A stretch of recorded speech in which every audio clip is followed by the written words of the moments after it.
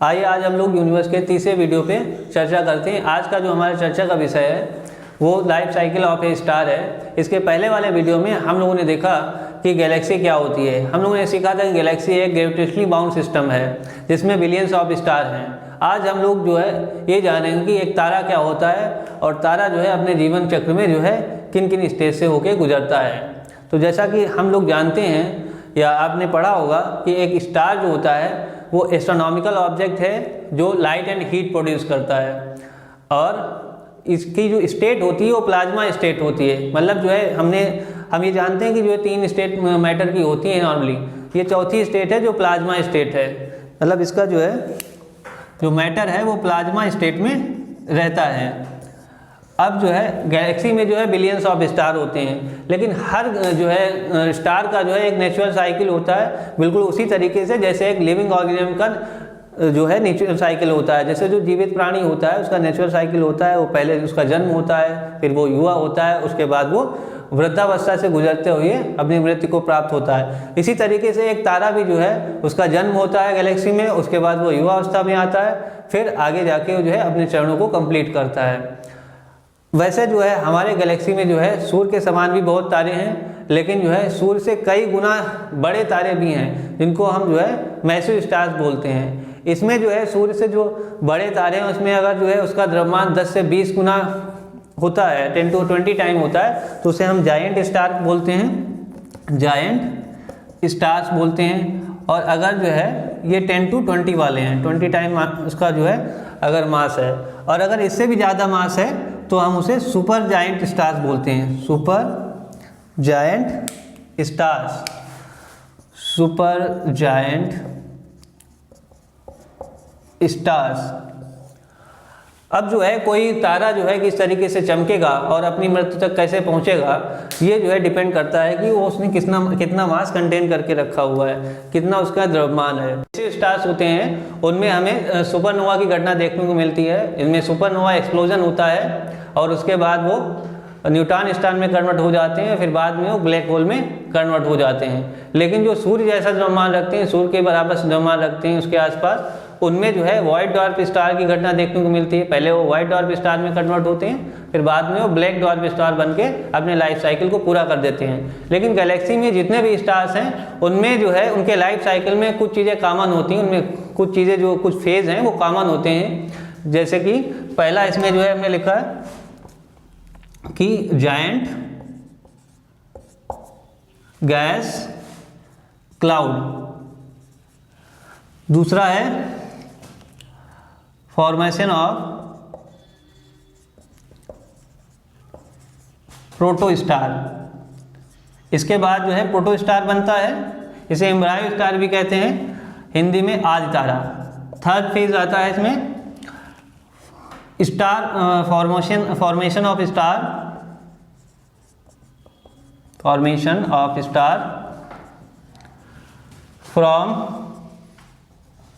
Proto star. इसमें इसके बाद जो फेज आता है उसे हम रेड जायंट फेज कहते हैं।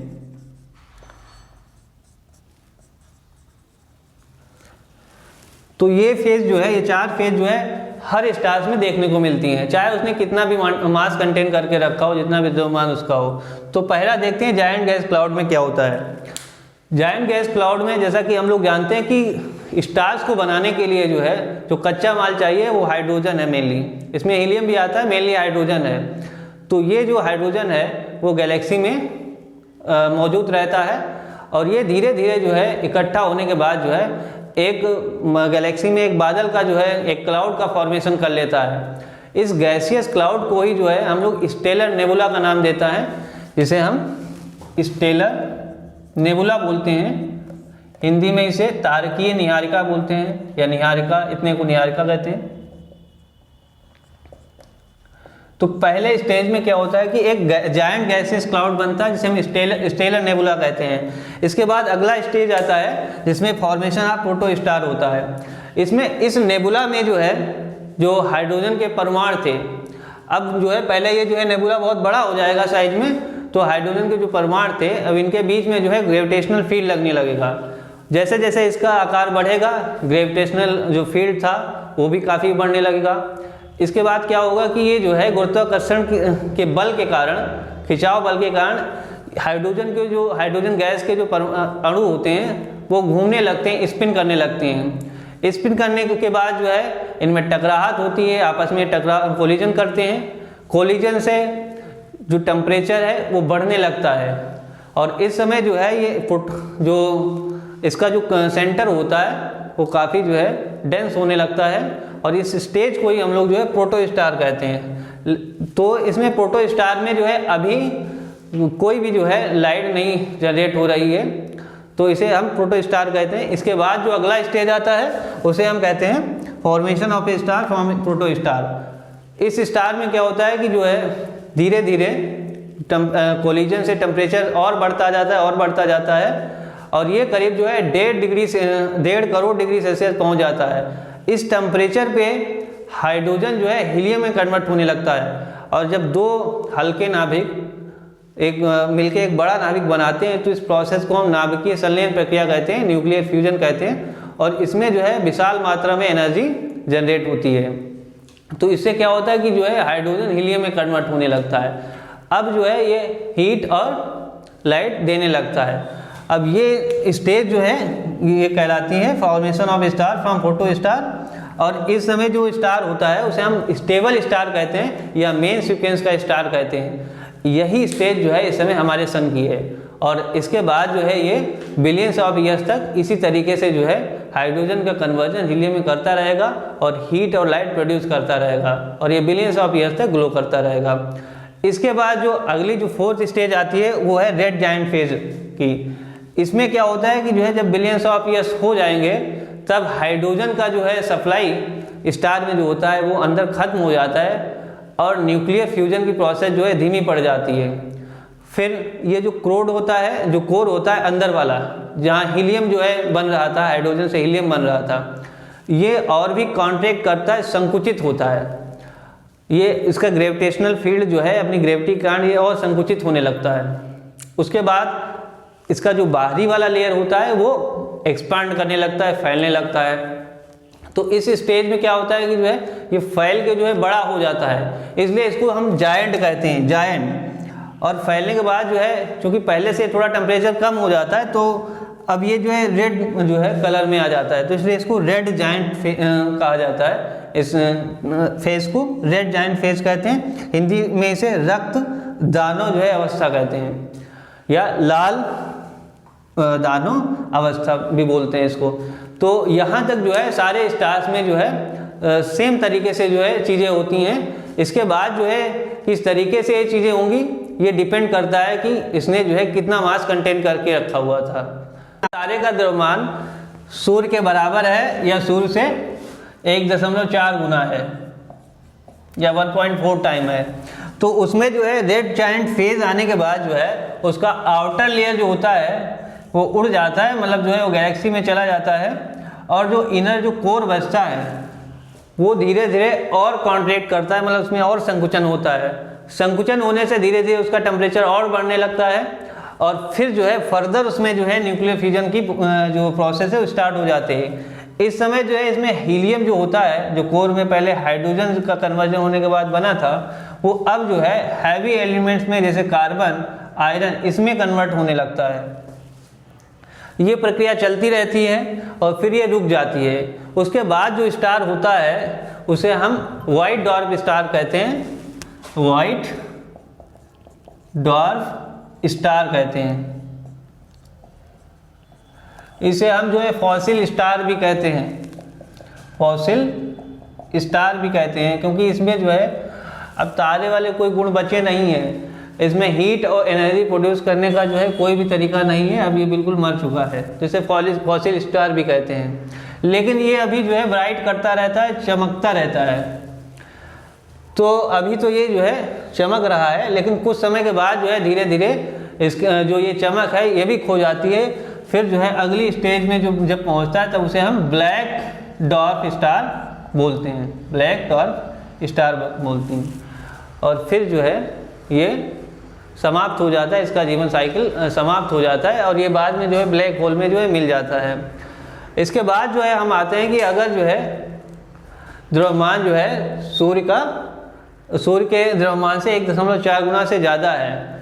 लेकिन इसके पहले हम ये समझ लेते हैं कि ये जो 1.4 गुना है ये क्या है।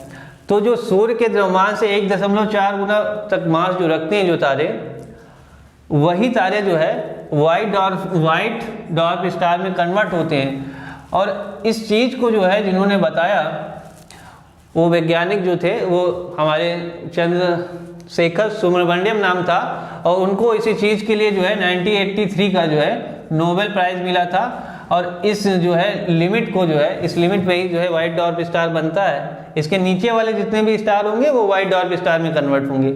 इसके बाद वाले जो स्टार होंगे इससे ज़्यादा मास जो रखेंगे मैसिव स्टार, उनका जो लाइफ साइकिल दूसरी तरीके से चलता है।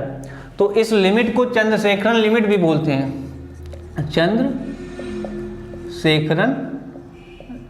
या चंद्रशेखर लिमिट भी इसको बोला जाता है। लेकिन इससे जो ज़्यादा मास कंटेन करते हैं जो मैसिव स्टार्स हैं, उनमें क्या होता है कि उसमें रेड जायंट फेज के क्रम में ही जो है सुपरनोवा एक्सप्लोजन होता है, सुपरनोवा की घटना होती है। और सुपरनोवा एक्सप्लोजन जो है कहते हैं कि एक तरीके से बिग बैंग की तरीके की घटना है, मतलब बिग बैंग जैसा है, बिग बैंग जैसा एक्सप्लोजन नहीं है लेकिन बिल्कुल इतना ज़्यादा जो है एक्सप्लोजन तेज होता है कि उसको आप बिग बैंग जैसा मान सकते हैं। तो इससे क्या होता है कि बहुत सारी जो है शॉक वेव्स निकलती हैं, प्रघाती तरंगें निकलती हैं सुपरनोवा एक्सप्लोजन से। सुपरनोवा एक्सप्लोजन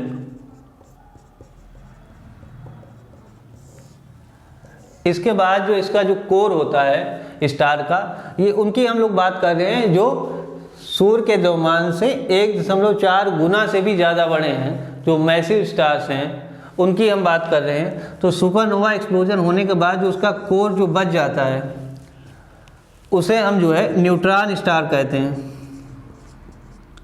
और इसमें जो है फर्दर जो है कॉन्ट्रैक्शन का जो है प्रोसेस चलता रहता है, मतलब ये सिकुड़ता रहता है और ये काफ़ी डेंस होता है, ये जो है काफ़ी हाईली डेंस होता है। और ये फिर धीरे जो है न्यूट्रॉन स्टार जो है संकुचन करते करते कॉन्ट्रैक्शन करते करते आखिर में ये ब्लैक होल में कन्वर्ट हो जाता है, ब्लैक होल में ये कन्वर्ट हो जाता है।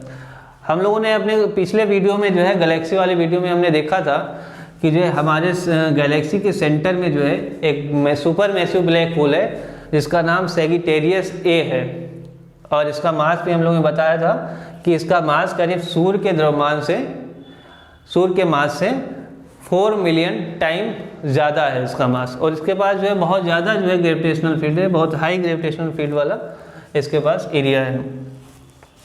इसमें कुछ अमेजिंग फैक्ट्स मतलब कुछ समझ लेते हैं। जैसे जो हम तारों को देखते हैं, आज जो हम देख रहे हैं तारे, तो ये काफ़ी लाइट ईयर्स की दूरी पर होते हैं। आप जानते हैं एक लाइट ईयर्स जो है प्रकाश द्वारा एक साल में चली गई दूरी, 1 ईयर में जो कवर डिस्टेंस है उसको बोलते हैं। तो कई लाइट ईयर्स की दूरी पे हैं। तो हो सकता है कोई तारा जो है अपना जो है ख़त्म हो चुका होगा या फॉसिल स्टार हो चुका होगा या ब्लैक डॉर्फ स्टार हो चुका हो, लेकिन उसका जो लाइट है वो हम तक आज पहुंचा है क्योंकि इतनी दूरी पे है, तो काफ़ी टाइम लगा। तो एक तरीके से जो है हम लोगों ने जो है हम उस चीज़ को देख रहे हैं जो कई साल पहले वो ख़त्म हो चुकी है। तो हम इस तरीके से जो है इस तारों को समझ सकते हैं कि जो है इनका लाइफ हो सकता है पहले कभी एंड हो चुका हो, कई साल हो चुके हों, लेकिन आज उसको हम देख रहे हैं उसकी लाइट को, क्योंकि लाइट को ट्रेवल करने में टाइम तो लगता ही है ना। तो ये हमारा जो है इस life cycle of A star पे ये वीडियो था हमारा। अगले वीडियो में फिर मिलेंगे, तब तक के लिए जय हिंद।